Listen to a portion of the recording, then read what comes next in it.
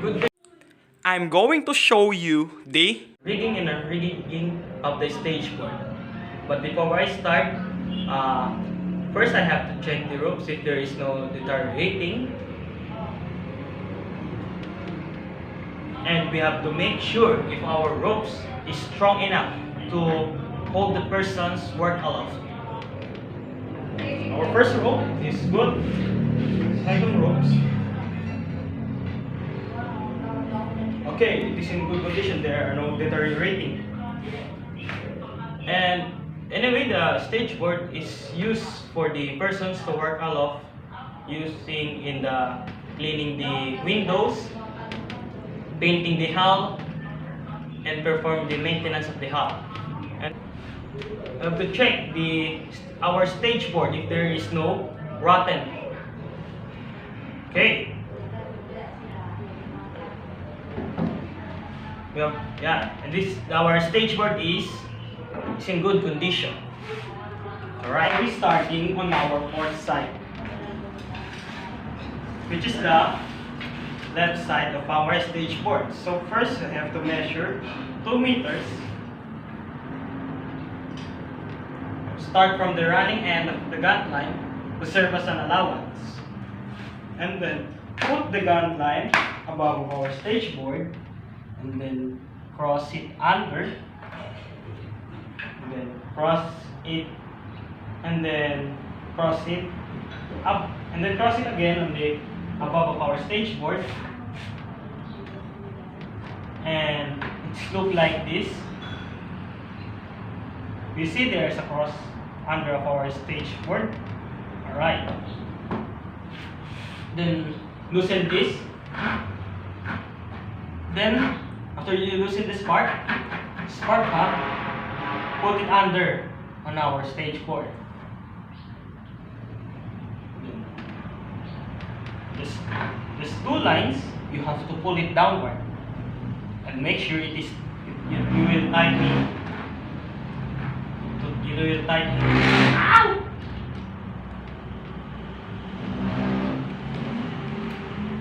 You will pull this downward.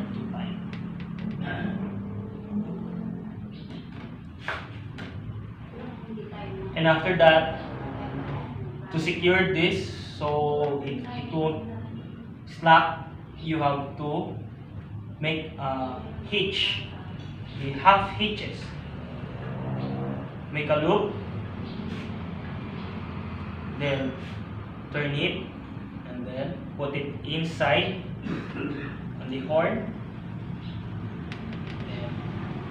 and pull it upward to tighten it. Same goes to the other side. Make a loop, then turn it, and then pull it. I put it inside the stage horn or our stage horn. Then pull it upward. Tighten this.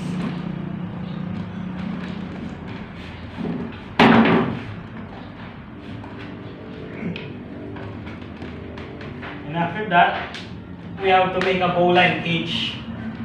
It must be the center of our stage board, and it must be same height and triangular both sides, like this. So we have to make a loop, and then put this part, not this part.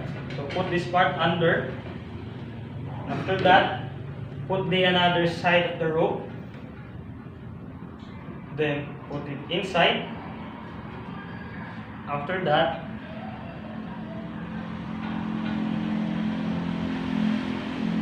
pull it upward. So, pull this upward.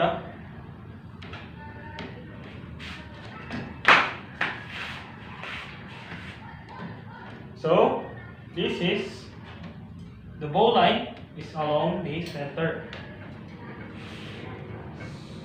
So we have to make we have to secure this. We have to make a 2 half hitches make that.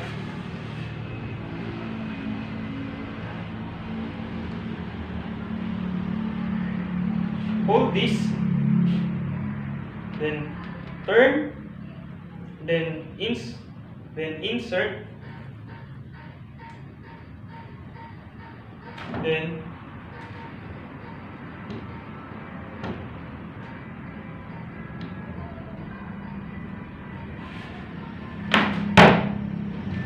pull it upward, right? Another one.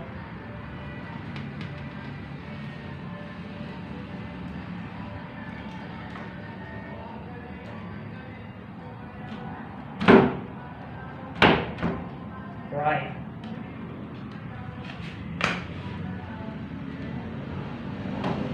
This is in center. And triangular. I am going to copy the steps that I made it earlier. So, start.